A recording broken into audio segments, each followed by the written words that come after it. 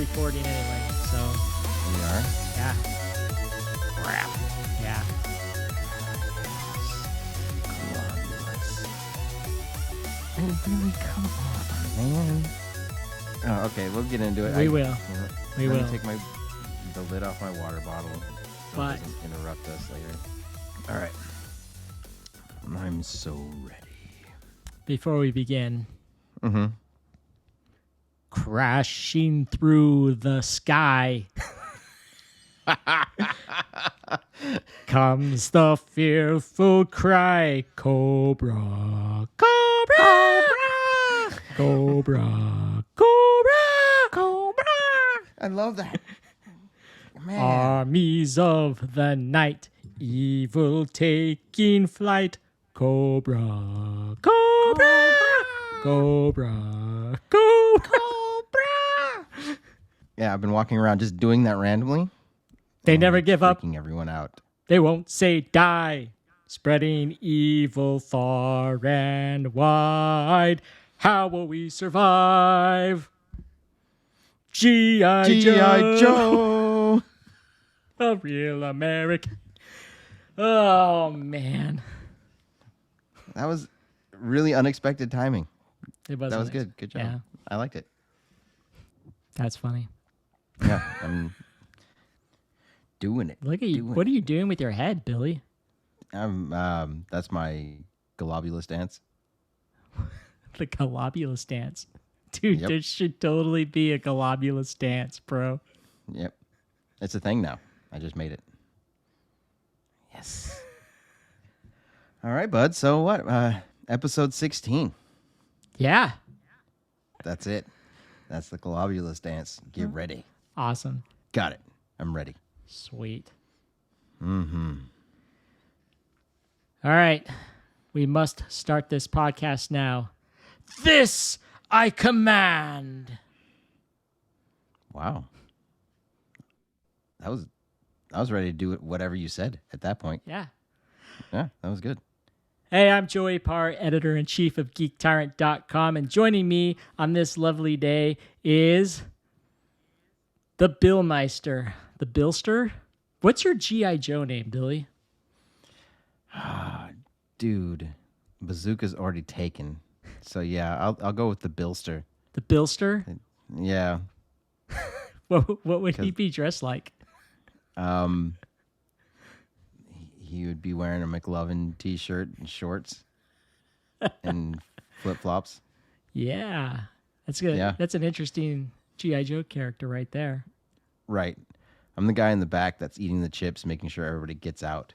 Because if not everyone gets out, no one gets out. That is the truth. Yes, There's we'll the get into truth. that one. Because that's my favorite right there.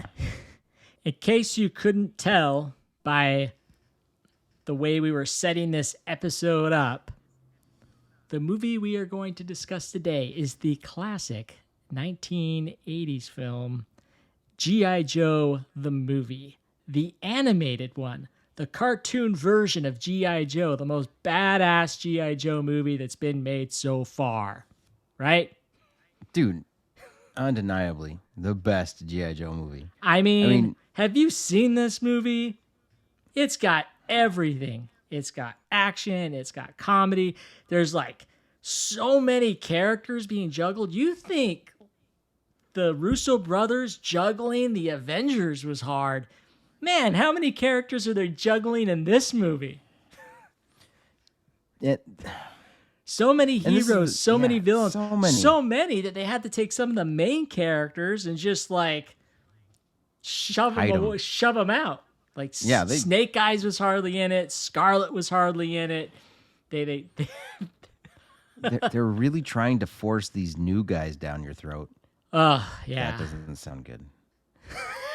But yeah, we're going with it.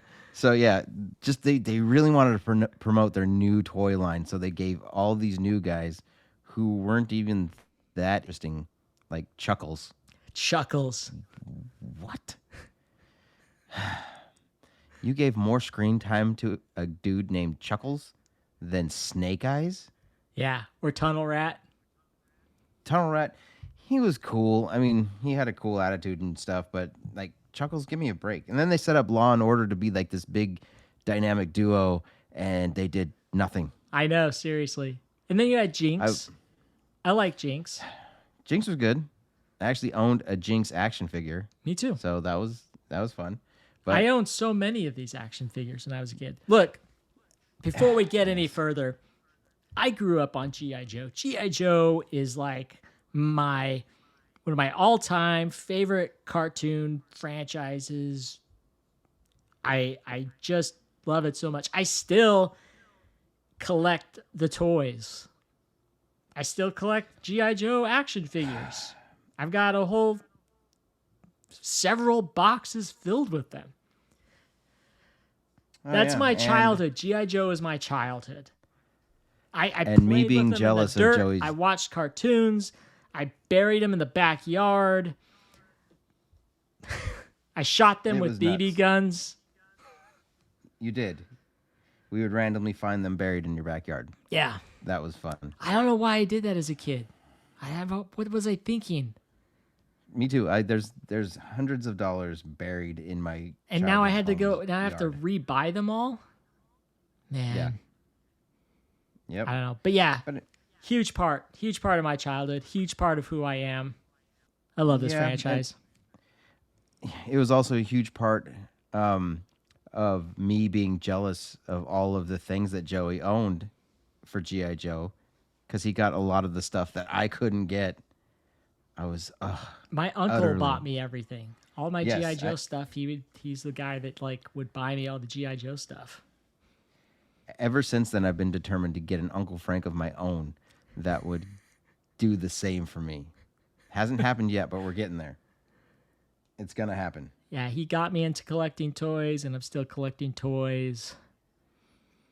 Yeah. Mostly G.I. So- Joe. Even the new wave of classified figures, I'm still like all over that. I have everyone that's been released so far. It's so crazy. It's cool. It's cool hard to see. stay on top of that stuff, but I do it. Damn it. I do Yeah. it.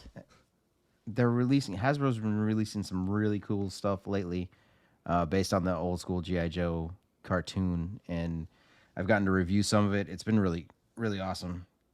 But yeah, it seems like the franchises that will just keep going, because it keeps the interest of the old and the young Yeah. up until this day. I've got a friend that goes to these. He does estate sales and stuff like that. He'll go to estate sales and buy stuff and sell it on eBay, right? Or he'll go into thrift shops and find stuff and then sell it on eBay. Every time he finds G.I. Joe stuff, he'll ask me questions or about what it is, stuff like that. I'm like his resident G.I. Joe expert guy. And sometimes he finds freaking awesome stuff. He sent me a box of old school 80s G.I. Joe toys that just had all kinds of awesome stuff in it. I was just like, man, thanks, dude. He's like, yeah, I just found it. I didn't even think about that. That's crazy. Yeah. We're getting to the age where people are going to start dying that have all the cool stuff that older kids. That's morbid, but fantastic. And Yeah, we could that go is to those weird. sales and get them. Or Estate sales, or just or- at garage sales. it's just leftover toys from their kids. And Right.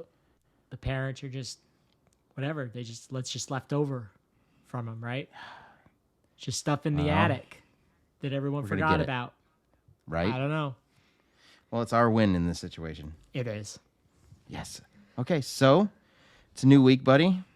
Yep. Big things are happening. What's new in your life before we go on to the G.I. Joe the movie? Well, I actually spent time kind of looking through all my G.I. Joe toys. Really? Yeah. I That's- just wanted to that's cool. see what I had. And because it's been a while, usually when I get toys and stuff, I just throw them in a box and forget about it. So I have no place to put them yet. But I decided to go through some boxes and see what I had, and just a lot of cool stuff I got. I was actually surprised by what I have. I'm pretty excited. Lots of Lots of the old stuff, lots of the new stuff. You know, I put in an order for that, the jet.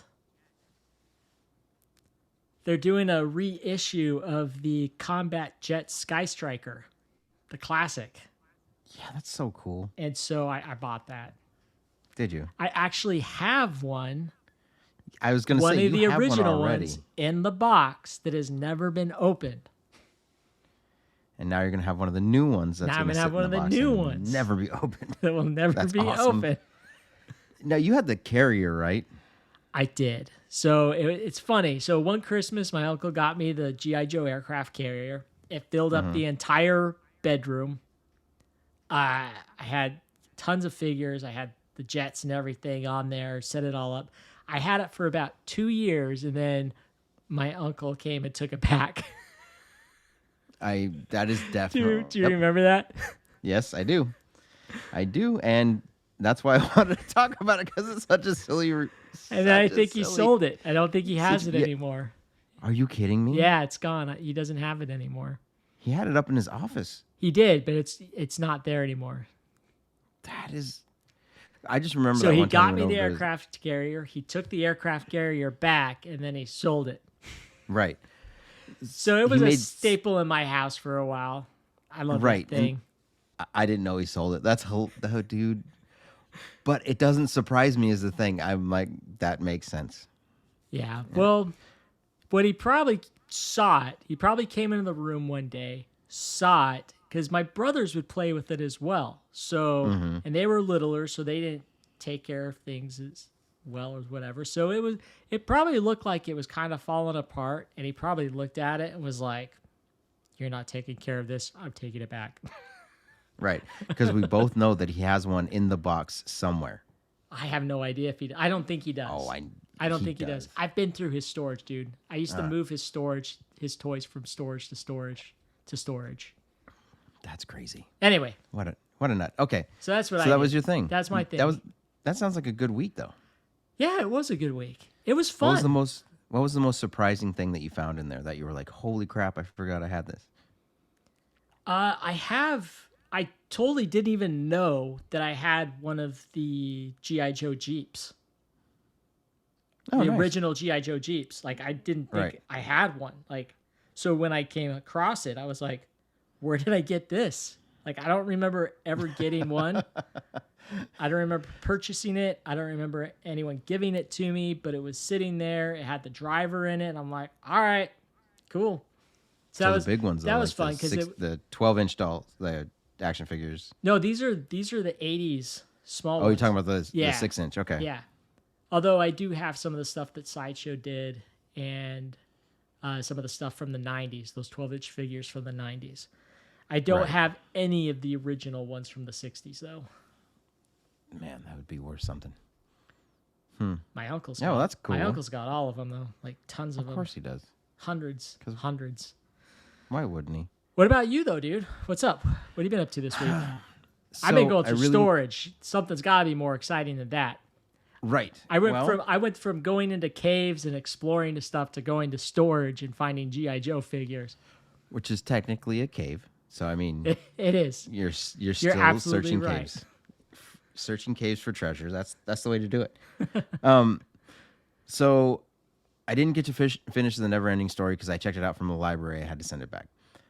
But in the meantime, I got the Lord of the Rings trilogy on audiobook read by Andy Serkis. And it makes it so much better to have him read it.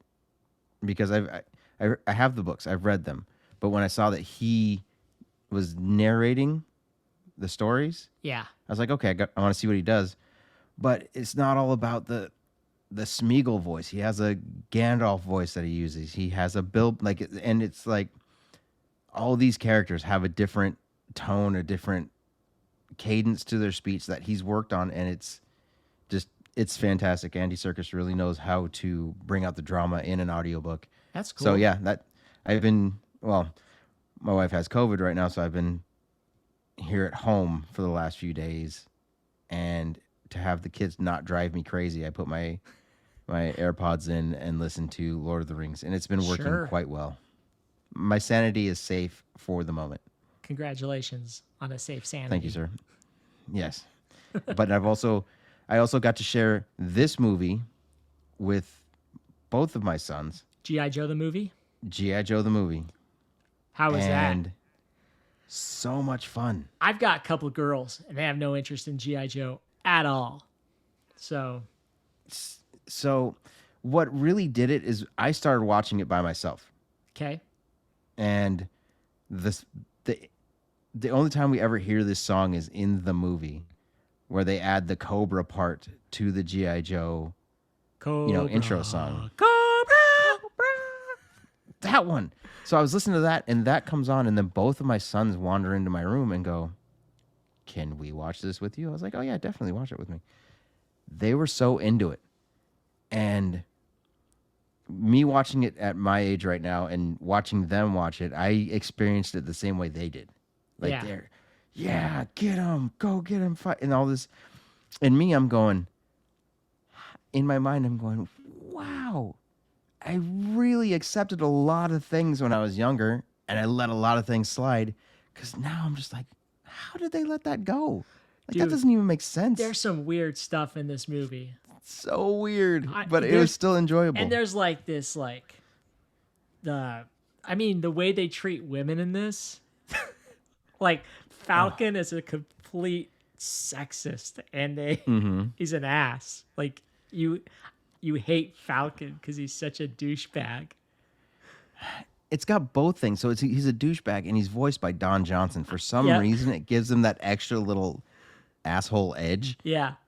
to it. Like even when he like kind of saves the day and stuff like that, you're like, you're still a dick, bro. Yeah, you're still not my American hero.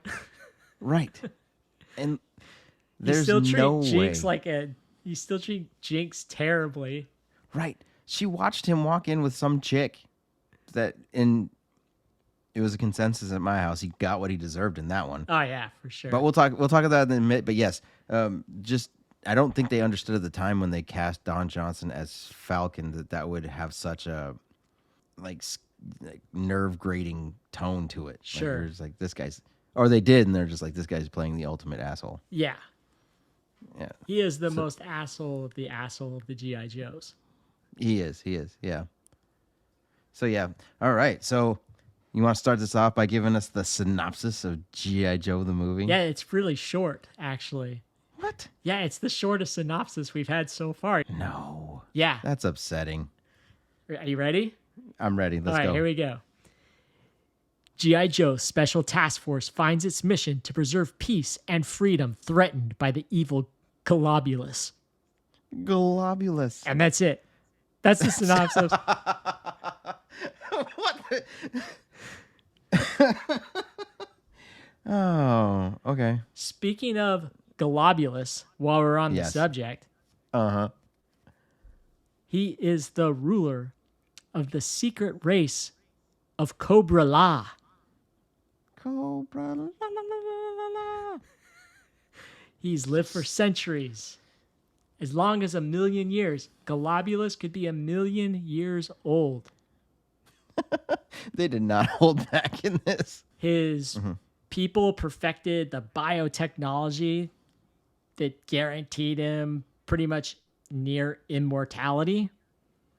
They've replaced just about every part of his body at many points throughout his life, that his brain and central nervous system all remain the original, but everything else is he's pieced together. Dude, why didn't they talk about this in the actual movie? This would have helped a lot. Right? Things make Yeah, 'cause sense he just- when you find out what's really going on behind the scenes. And he Yeah, 'cause believes just that pops up.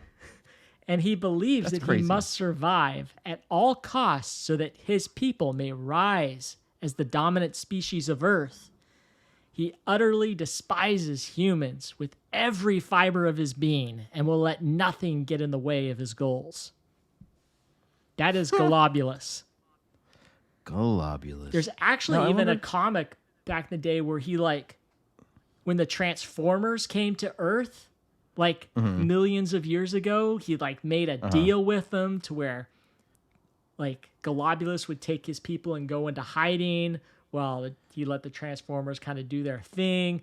I don't know. There's just weird history there. I haven't really dove into it. Dude, we should find this comic.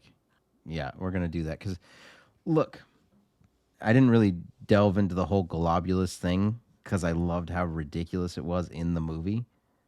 Yeah, I didn't know.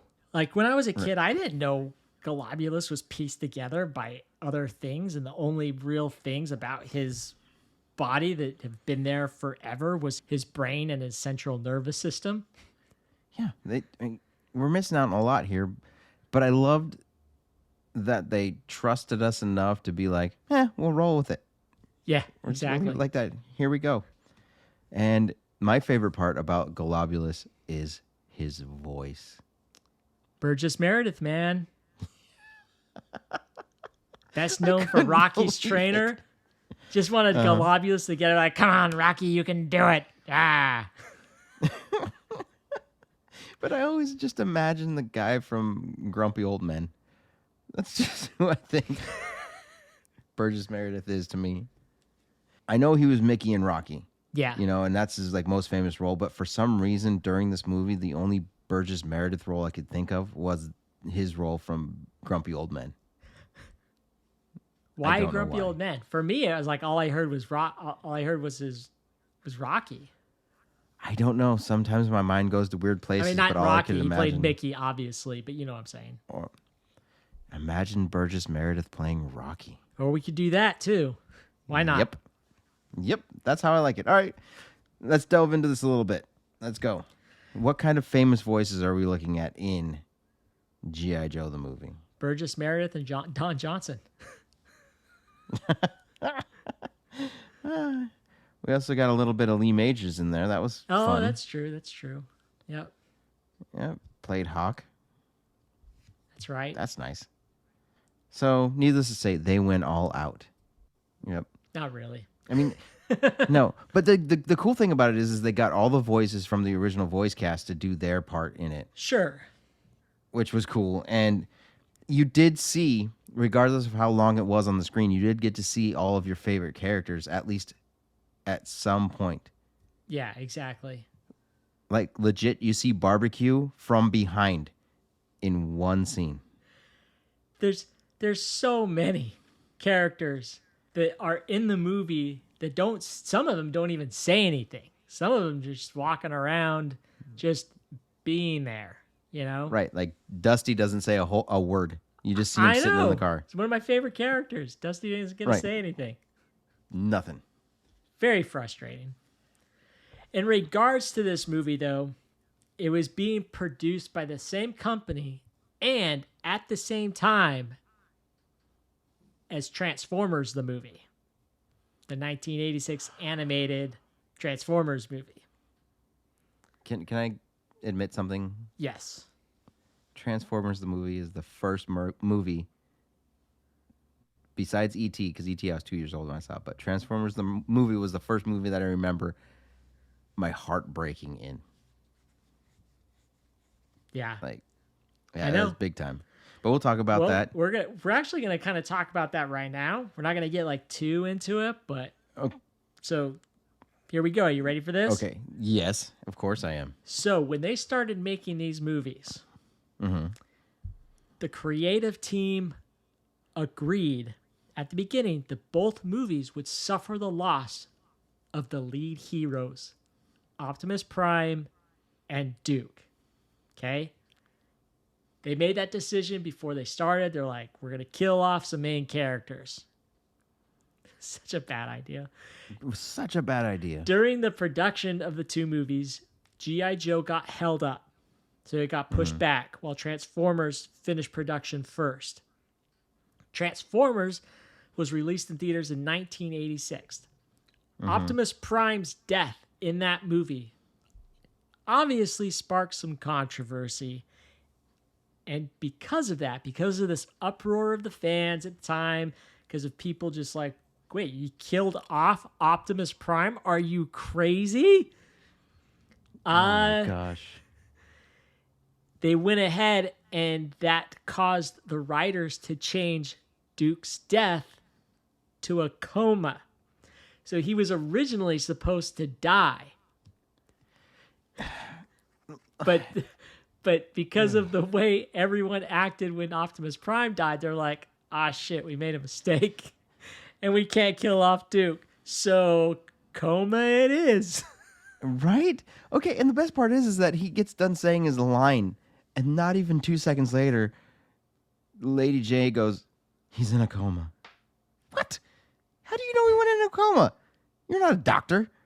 Give me a break. I know. It's like, come on, dude. But, I mean, I appreciate that because, man, the loss of Optimus Prime was extreme. It was. But freaking Duke, I don't know how that caused a coma. I mean... Oh, you don't know? So no, he had a freaking Cobra Serpentor, threw a freak straightened out that Cobra like a spear, right? And then threw it, and it just right in his chest, just blood splattering everywhere. The Cobra's gonna bite his freaking heart. That's the whole point, right? And he's in a coma. Yeah, I don't know if you know this or not, but like if you watch the Discovery Channel, like you'll know if you get a cobra thrown straight into your heart, it just knocks you out for a little while. Just a little while? Oh, that's good to know. Yeah, but from now on, you're part cobra because that thing is like in your chest. It's just, I mean, when I first saw the movie as a kid, I was like, I couldn't believe that they killed Duke. Like that was shocking to me. I was just, what? Because Duke was like one of my favorite G.I. Joe characters when I was a kid. And so him and Snake Eyes were like top two. Snake Eyes, obviously a little bit more, but of course, Duke everybody loves Snake Eyes. Was great. And so when he got Cobra thrown into his heart, I'm like, oh my gosh. And then it's like, oh, he's in a coma. Yes. He's going to live. The non-medical staff tells him, oh, he's just in a coma. You never see him carted off or anything. So in my mind, they just left him right there on the battlefield and took off. Yeah. I don't know. Hey, buddy, you're in a coma. We'll be right back. How they handled that was so funny, though. In hindsight, I kind of wish they just would have like followed through with it and killed him. Right. Because now you watch it and you're like, that's just completely ridiculous. Flying insects and stuff, that's all fine. But, you know. Flying inside of an insect like it's a bus, that's normal. Remember when Roadblock is there? He's like seeing all of these flying like cockroaches and snails, whatever they are, the flying insects going around. He's like, even their airfare is ugly. Right. He's like no one actually acknowledges that this is actually happening. Like they're just treating it like they're just regular Cobra human staff. My mind would have melted at half the stuff that is happening right there. Like I was like, what? But I guess they are an elite team and they're trained to handle. But they've never seen anything like this before. No. I mean, there's so much insanity going on in this movie. Right. And the whole thing, and let's real quick, just want to kind of get into this. The whole thing really kind of revolves around the broadcast energy transmitter. Ooh. Yeah. I was like, wow. Everybody, everybody needed that to fulfill their plans. Exactly. Yep. And for those of you who just need a little, what is the broadcast energy transmitter? It is a white tank-like device to provide a solution to the planet's energy needs. When deployed, it sends out an EMP-like field out to anything that is electrically powered in the world, such as robotic weapons used by G.I. Joes and other vehicles, making them operate independent of their drivers. Ooh. But of course, Cobra wanted to use it to send spores up into the atmosphere and then ripen them with the energy so that it spills toxic spores down on people to turn them all into lizard people. which was stolen by the Amazing Spider-Man. That plotline. You're absolutely right. Yep. So there was a lot of things in this movie that I could see made, like storylines from this movie were put into movies later on. And I was like, they stole that from G.I. Joe. What jerks. It's awesome. But yes, that was the biggest one for me. I was like, wait, isn't this from the Amazing Spider-Man? Yep. And one thing that I thought about a lot throughout the movie was, how does insect technology work? Because it is a technology. Like, there's a point where they pull out this shell and they open it up and there's a hologram inside the slimy shell of the broadcast energy transmitter. Right. Like, where is that coming from? And like how does this tech work? So this is the crazy part about it, because I justified it in my head as all of these little bugs are born like that, born with that capability. Because you have the ones that are that Pythona throws out, and they're like spike strips, but they explode. So like, I just resigned to the fact that they were all born that way. And then speaking of Pythona and Nemesis Enforcer, they're kind of like this team, right?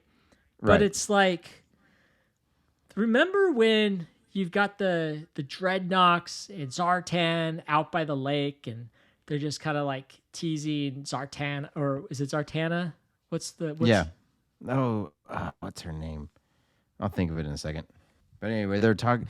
She had just come back from duping Falcon and getting into the lair of where they were holding Serpentor. Yeah. And while they're sitting there on the lake, kind of doing their thing, and then all of a sudden, Pythona and Nemesis Enforcer come out of the lake in this weird, gross bubble insect thing with like tentacles and stuff, and it kind of melts off of them, right? Right. Are they with just the sitting head that kind of looks like the monster? But are they Star just Wars. sitting in this pond waiting? It's not even a lake or a river. It's a pond. Yeah. It was Zorana. Zorana was the chick. Oh, okay. Zorana. That That's right. Falcon. Zorana. Yes. That's right. It's Zorana.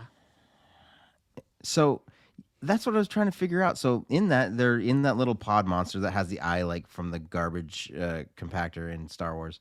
They were in the lake. They're going to come by eventually. What?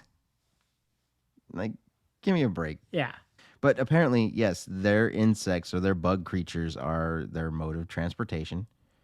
Like to get inside these things. Yeah. They're apparently living things. It's also their technology, their computers. Like, I don't know. But at the same time, either, like man. when they're in there, they got their fingers are wrapped around these little like nerve things, and they're like pulling them to like control stuff. I'm like, what is going on? The whole this whole thing was so weird in the movie. And you watch it now, you're just like, what were they thinking? And you're like, the writers were 100% on drugs when they wrote this thing. Yeah. I don't even care what anyone says. They can tell me they were sober, but I'm not going to believe it. Not after watching this movie. If you watch this movie, if you've seen it, you know that it is absolutely nuts and bonkers. Well, that's the thing too, is what I think the only thing I could justify in my mind is that they were like, kids are going to watch this. Kids don't care. And at the time I did. At the time I loved it. Sure. I was a little peeved that Snake Eyes was hardly in the movie as a kid. So one of the things that I wanted to see was Snake Eyes fighting Nemesis Enforcer. I mean, we got to see Sergeant Slaughter fight him, which was cool. In this movie, cool. I will say Sergeant Slaughter is my favorite character in the G.I. Joe movie. But I still would have loved to see Snake Eyes kick some ass. Or even if it wasn't Nemesis Enforcer, what was the villainess's name again? Pythona. Pythona. But I guess that had to be a Jinx and Pythona thing. So I guess, dude. Look, like I was watching it intently because I wanted to see something that Snake Eyes did. The only time he actually ever fought was when they broke out of jail and they're running away, and the little minion guys are going after him. He did like a back elbow, and that's it. That's it. That's what we see of Snake All Eyes. the screen time he got. Right. Like, you got to think about it. He's the only character that has his own movie. That's how popular Snake Eyes is in the G.I. Joe franchise. He's the only one with a movie. You're going to just get him captured and have him sit back for a while? That's nonsense. Does not make sense to me. No. At all. No. But all right. with all the stuff that is in the movie, do you think they even cut anything out of this movie? There were a lot of, there was stuff in the script that didn't make it in the final cut. Before we get into that, though, I want to talk about the opening sequence of the movie. You know, when the epic song is playing and Cobra's attacking the Statue of Liberty during this big celebration, and the pedestrians are like, oh no, Cobra's attacking. And then you've got G.I. Joe coming down to save the day, and they're like blasting. I mean, this sequence is incredible. It's like this animation is great. The action is amazing. And you're just like, it's a great setup for like what this movie could be, right? Right. The crazy thing is about this opening scene is that it was originally intended to be the climax of the movie. This was supposed to be the climax of the movie, not the beginning, like the end. I actually wouldn't have minded. I just don't that, know you know? where exactly or how that would fit in. And when you watch how the movie plays out, how is that the climax? It doesn't fit in anywhere else. Maybe the Statue of Liberty. Unless the whole story was completely different before they started. It'd have to be, because really the Statue of Liberty plays no basis in this film. Because they developed all this stuff, and then the director and the storyboard artist basically decided to salvage what they had with it and turn it into the film's opening. I mean, okay. It was a great opening. Like, it was totally one of the best openings it was of any cinematic. animated film. It was the most cinematic part of the movie. Because it was almost filmed like they film action movies today, where like you just have one continuous shot and you just see the action going on around you, not focused specifically on anybody, but you see all your favorite characters fighting, getting their shots in. Yeah. From what it was cool. From what I understand, one of the reasons they did that, or some theories of why they did it, is so newcomers could understand the premise of the series and to justify Serpentor shouting at his underlings in the following scene, as in the final draft. So the script opened on Cobra Island with Serpentor shouting at them for no discernible reason. Oh, I got you. So they had to fail for him to get angry. Exactly. Gotcha. You sniveling worm. So in that scene where he's berating Cobra Commander, I was like, in my opinion, I know a lot of people aren't going to agree with this, but as far as G.I. Joe bad guys go, Cobra Commander is my favorite.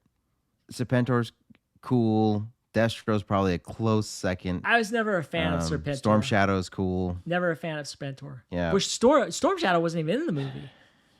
Was he? He was in it for one shot. In that scene alone, he is in that. Yeah. He's in the background. Like, we never see him again in the movie. Wow. That's crazy. All right. Yeah, I mean, like I said, they wasted a lot of valuable resources in the characters that everyone loved. Yeah. But yeah, Cobra Commander is my favorite. Just And there's a one lot going note into- on that opening sequence that I wanted to hit real quick is Cobra's attack on the Statue of Liberty in the opening sequence was inspired by the 100th anniversary celebration of the Statue of Liberty in 1986. You had the fireworks displays, you had the balloons, the television crew, and on top of that, G.I. Joe, the movie, was originally supposed to be released in 1986 during that The celebration. Oh. So Cobra planned, like, hey, we're celebrating the statue. Let's blow it up. Yeah, pretty much. Okay. Good for them. It ended up getting delayed, obviously, until 1987. But the producers wanted to, like, kind of put a harder edge on this movie, Okay. which is why they attempted to kill off Duke. Right. That obviously didn't work out. But they tried. They wanted this to be No. a bit of a darker kind of theme, and I think they pulled it off. I mean, look what they did to Cobra Commander, for crying out loud. Oh my gosh. So we finally get to see his face. You finally get to see his backstory. Right. It's crazy. He was the number one guy. He was Cobra Law's ace in the hole. So Yeah, he was the guy that was thought that going was to awesome. take Cobra into the next generation and rule the world. take out the humans. But yeah, I thought that was rad. And then, What did you he has, What did like- you think of that though? Like his backstory and kind of his redemption at the end. Can So- he be redeemed? I mean, that whole thing was messed up though. Like when they were like finished the job of turning him into this like full on snake lizard thing. right. You're just like, Right. oh my gosh, that is messed up. Well, okay, so it explains why, because everybody thinks of him as whiny. He's super whiny. That voice, It's Starscream. he's it is Starscream in human form. Yeah. But like you never knew how he got to be Cobra Commander. Like, how did you get there? Yeah. And when Serpentor's like, you failed me, he's like, no, I didn't. Everybody else did. It's everybody else's fault. It is, dude, because he comes up with these elaborate schemes. And I think that's the problem, is he thinks too much into them. My impression of Cobra Commander is really bad. Yeah, I like it though, because everybody knows. You start doing it, everybody knows, what it's I gonna be. kind of took it to the extreme. But Yeah, a little bit, but that's okay. it's just funny how Serpentor treated him because he's like, Cobra Commander's like, are you going to hold trial? He's like, we already held trial and you've been found guilty. Right, like he's the complete scapegoat for. Like, Serpentor doesn't want to kill everybody because he's going to lose his force if he kills everybody. So he just turns Cobra Commander in and is like, that's it, you're done. Turns him into a snake. Weird snake golem type creature. That was weird. And then he got to spend a lot of time with Roadblock before he made his complete transformation. Right.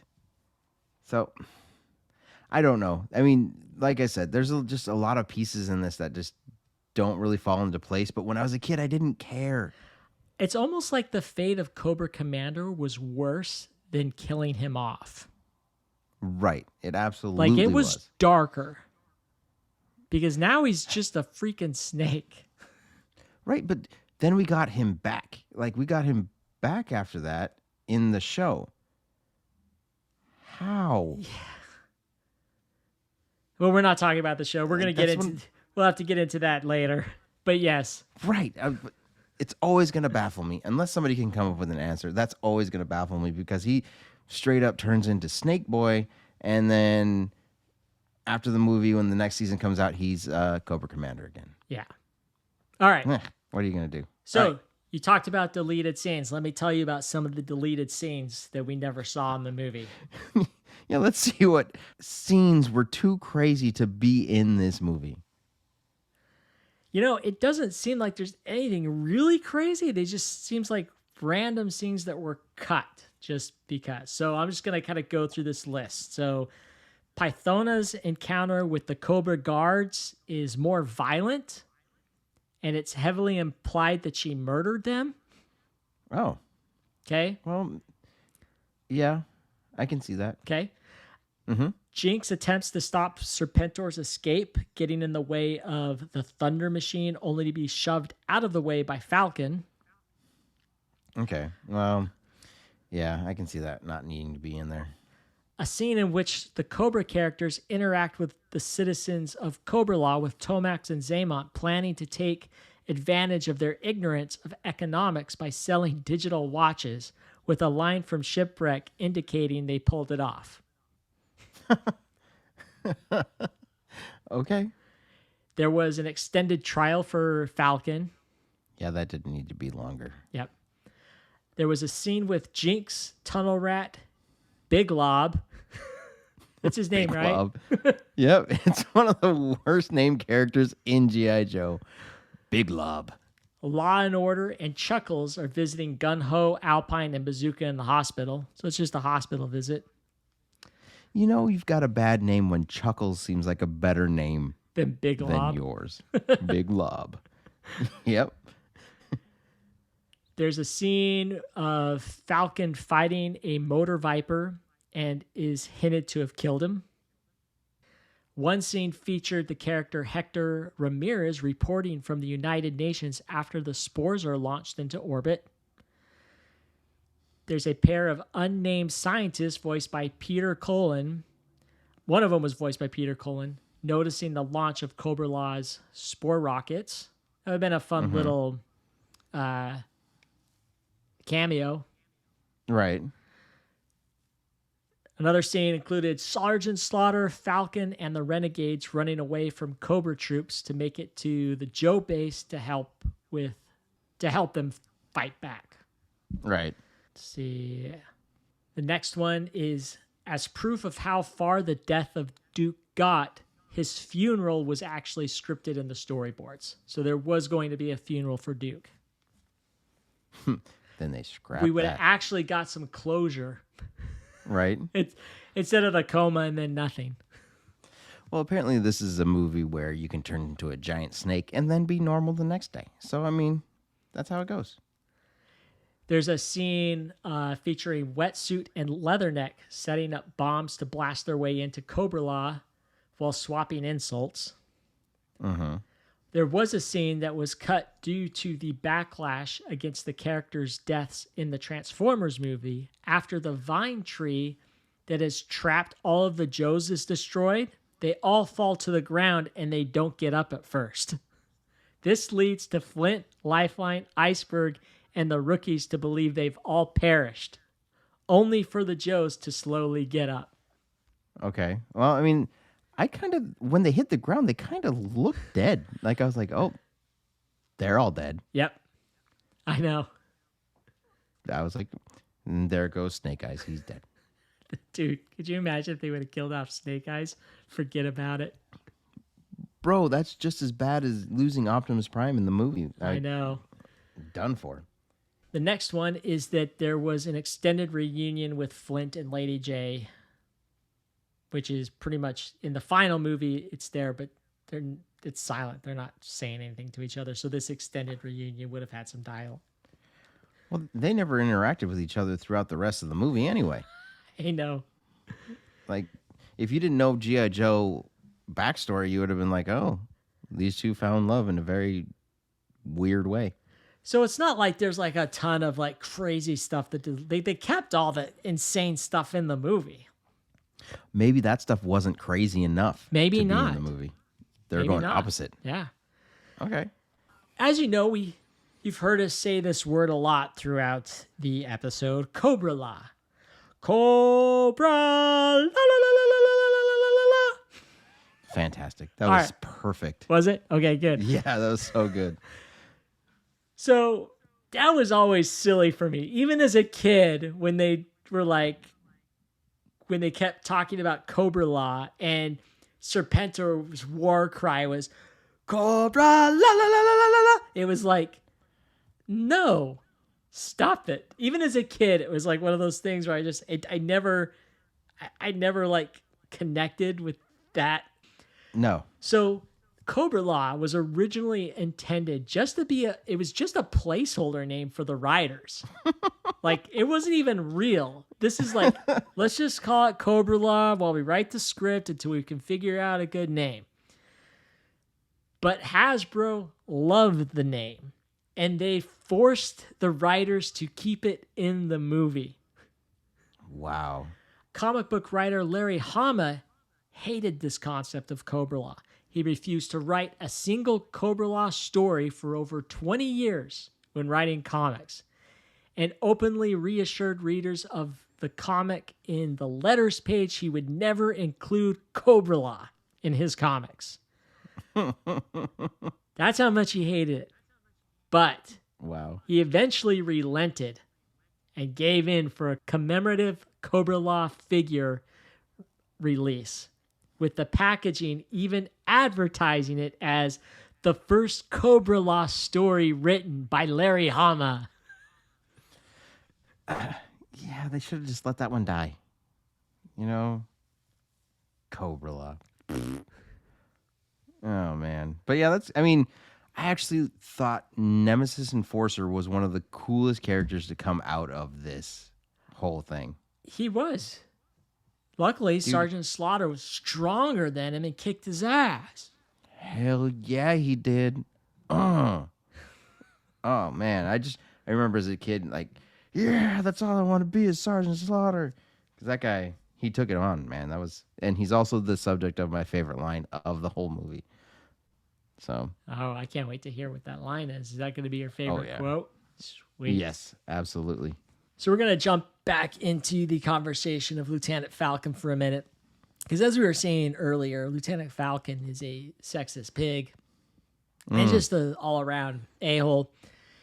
And at one point, he slaps Jinx's butt off screen, causing her to hit her head on a Havoc's maintenance hatch. Then asked if he can kiss it and make it better. Yeah. They got away with that in this movie. Oh my gosh. It is there's some weird stuff. They just let it on through. They're like, that's the least of our worries, is a little sexist butt slap. Ugh. Oh, Falcon. And here's the thing, dude, is like there's such a shift in his dynamic, like almost instantly, because in the beginning of the movie he's like, blah blah blah, I hate Duke, me me me me me me me. Yeah. And then like the second he lands in Sergeant Slaughter's training camp, he's like, we're so badass, we don't need weapons to fight Cobra. I know. I'm like, what? And I love that scene because the Sergeant Slaughter is like, that's what I like.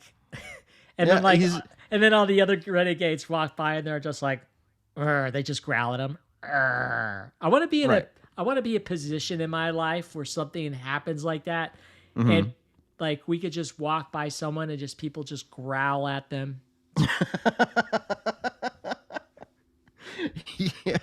Yeah. He was,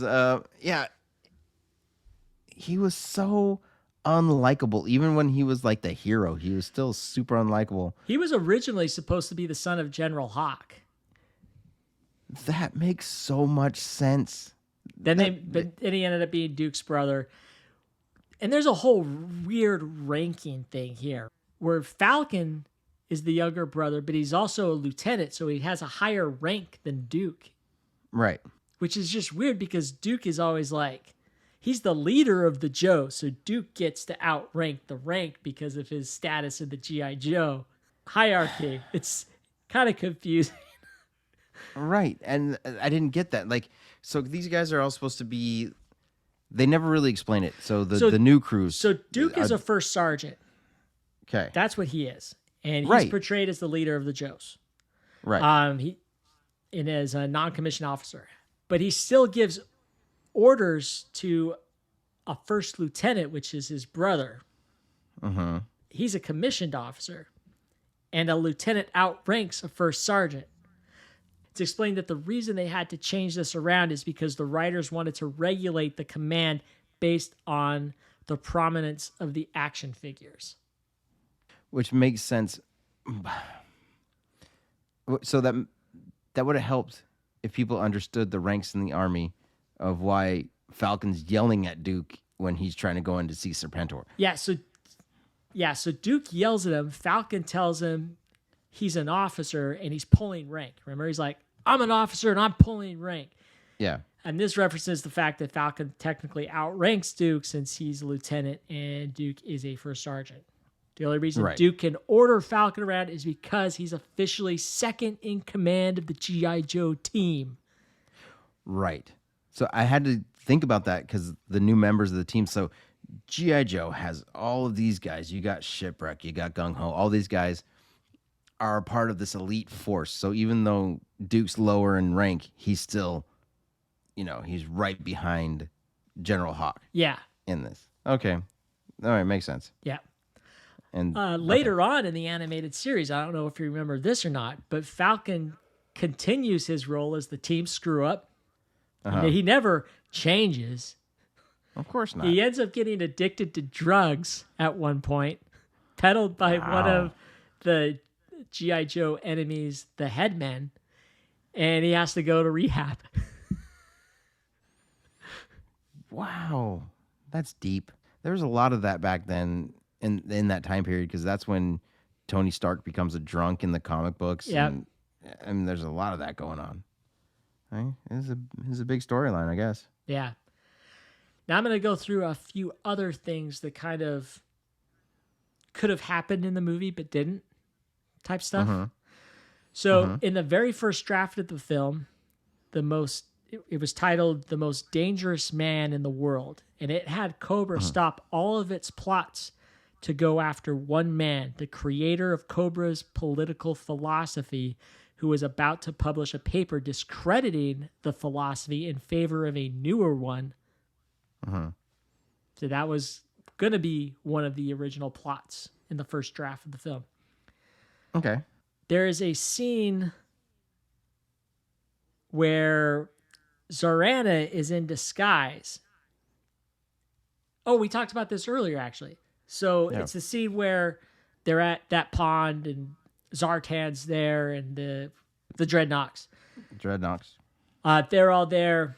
And according to one of the guys who worked on the toy division at Hasbro during the initial run of G.I. Joe, there originally intended to be a topless scene with Zorana in that scene when she removes her dress after she gets ejected from the G.I. Joe headquarters by Duke. She was going to take off her clothes and just be naked. Yeah. Obviously, fearing a PG-13 rating because they didn't want a PG-13 rating, they altered the scene so she is wearing a bathing suit when she puts on her traditional punk top. So if you watch the movie, you see what I mean. Yeah. But yeah, and it wouldn't have shown like full frontal nudity or whatever. Oh, but of course not. she was gonna be naked though. It's gonna be a racy scene. It was gonna be way too racy. They wanted a gritty, dark G.I. Joe movie, but we're not showing the bare back of an animated woman. Yeah, that could screw up some young boys. I'm sure there were some that were in love with her that were like, "Dang it!" But slapping Jinx in the ass wasn't going to screw up any boys. Right. And then having him say like, "I can kiss it and make it better." That's so weird, man. I heard that and I was like, "How are you guys getting away with this?" Yeah. But it was the 80s. The crazy 80s. In the original script, this is the last one here with this. In the original script, there was a printable copy which was included on the Shout DVD release. On that copy of the original script, Serpentor was supposed to get killed during the final battle with Lieutenant Falcon in revenge for the murder of Duke, had Duke died. Yeah, well, I mean, Duke didn't, and so I would have loved to see Serpentor go because he was just the worst. That guy. Ugh. Yeah. But did you have the Serpentor action figure? Of course, I had the action figure with the vehicle. Yep, Cobra the little vehicle. floating Cobra. Yeah. I had all that still stuff. have that. Oh, really? That's what I don't I have. That's something I found do it the not other have. day. Yeah. Nice. Yeah. It was crazy because like 2 days after that, you were like, "Hey, do you want to do G.I. Joe?" I was like, "Yep, let's do this." Let me ask you this, Billy. Yeah, go. Chuckles. Uh-huh. You know how I feel about Chuckles. I know how you feel about Chuckles. Did he say anything in the movie? No. No? Not a thing. Chuckles was there. Yeah, he threw a freaking missile at a tank. He grunts. He grunts when he opens up. No, he does say one thing. He says, "Yes, sir," after Beachhead yells at him. So, because it's funny because on the toy, on the GI Joe file card, Which I have it still. describes him as a smooth talking CIA undercover operative, and you never get to see any of that ever with this character in the movie. No, none of it. None of it. I was impressed, though. I mean, how many people do you know that will pick up a missile and throw it at a tank? I would. I know you would. Sweet. But, I mean, like, you're it. That's it. You're the only person I know that would, instead of shooting it out of your Havoc, tank, you're going to go outside, pick it up, and throw it. Exactly. What? I did like that about the character. Yeah, he doesn't give a crap. No, he does not. I guess I have to give Chuckles a little bit more respect now. Crap. There's so much craziness in this movie. Do you remember the scene? It has all the new characters in it, right? Okay. All those new characters that Beachhead trained, okay? Okay. They're on the helicopter. Remember they're on the helicopter in like the big climatic battle near the end? Are you talking about Chuckles being right underneath the blades?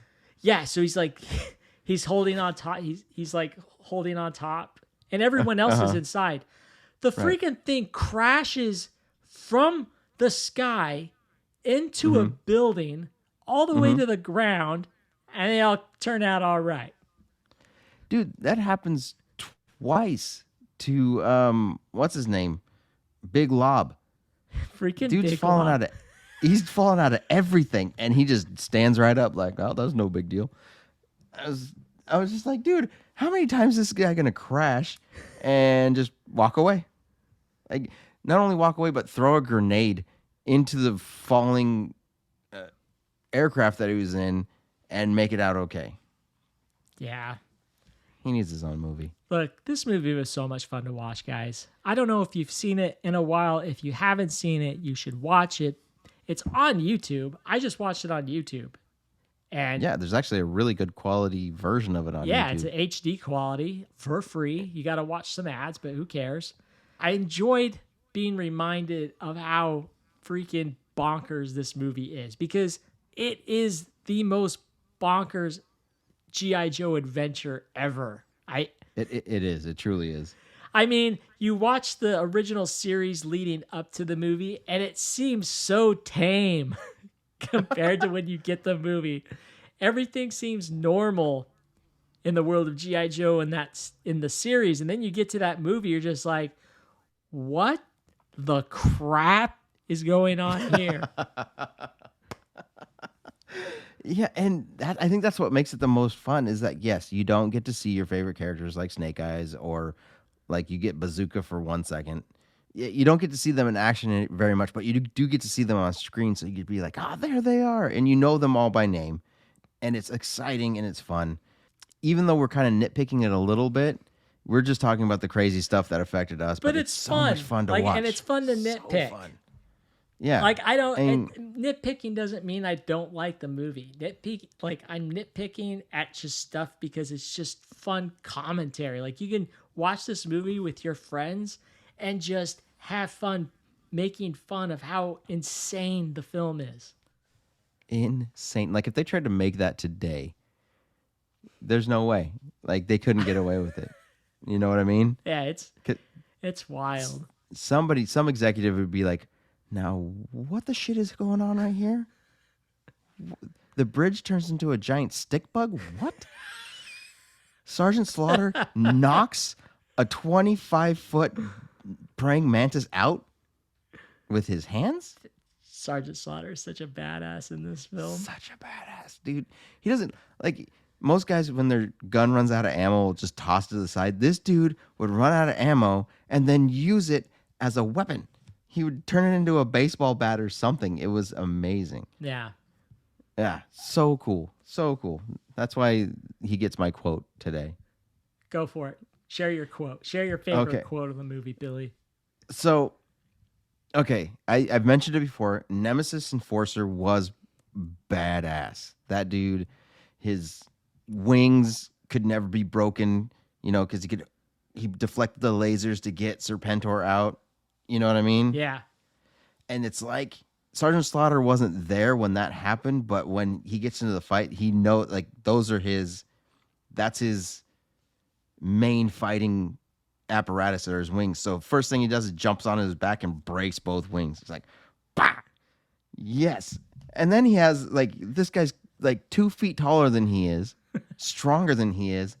The first thing he says to him, when I'm through with you, Scuzz Bucket, they're gonna scrape you off the walls with a squeegee. This, you're clearly outmatched. I love how he says that. We're gonna scrape you off the wall with a squeegee. Yep. It's total. If you guys ever watched wrestling back in the day, his inflection. Yeah. But he was the best. And if they would have just come out with a Sergeant Slaughter movie after that, like his own animated movie, that would have been fantastic. What about you, Joe? Do you got a quote? Yeah, that was my number one right there. That was it. But my second one is another Sergeant Slaughter quote. And that's when Lieutenant Falcon gets dropped in and he's met by Sergeant Slaughter. He's like, I know exactly. My job is to whip you into shape. And I mean whip. There's only 2 ways out of my command. On your feet like a man or in a ditty bag. An itty bitty ditty bag. Got it. Yes. And when he uses the term ditty bag to illustrate Falcon's pass or fail, ditty is a military jargon for a do-it-yourself move when a soldier out-processes from an installation for discharge or another assignment. But anyway, just a little insight into that. His Sergeant Slaughter's disses to Falcon are my favorite. They're the greatest. The greatest. So the Falcon gets dropped out of this plane. They drop him out, hits the ground, and the kid's just trying to get up. And Sergeant Slaughter comes up. At ease, disease. Yeah. Yeah. Oh man. One other? I'm gonna do one more Sergeant Slaughter quote. He's like when he says, "The price of liberty is eternal vigilance." And he's the only one that could have pulled off those lines. He's an icon, man. Yeah. I love Sergeant Slaughter. So fun. That was such a great movie. Sergeant Slaughter was the man. The man. But thank you for listening, everybody. This was a fun episode to do because we're both huge G.I. Joe fans, and we're just like, you know what? It's time. It's time we talk about G.I. Joe. But not only that, wait for the next episode because this is kind of a double feature because we are going to talk about Transformers the movie in our next episode. And we're pretty pumped up about that because there's some fun stuff to talk about for that film for sure. Definitely. And just because of the success with G.I. Joe the movie with my kids, I'm definitely watching Transformers the movie with them. Yeah, it's going to be fun for you, I'm sure. So we're having fun with this, guys. Thank you for listening. We appreciate it. We hope you subscribe anywhere where you listen to podcasts. Follow us on social media. We have a Twitter account. We have a Facebook account. The names under those accounts at GT Secret Level. We're just having fun doing this. Leave reviews. If you guys have anything to say, please feel free. Also, if you want us to talk about anything, reach out. No one's reached out to us yet. I haven't seen anybody like, hey, do this movie, do that movie. So, I don't know, maybe we don't have enough listeners yet. We need to work on that because, we know there's more people out there that like what we like or don't like it and just want to say something about it. That's fantastic. Please do. But, please, we're just having fun doing this, Yes. So... no matter what you say, we're willing to do more. Exactly. So thank you again, and tune in next time. Goodbye. Bye.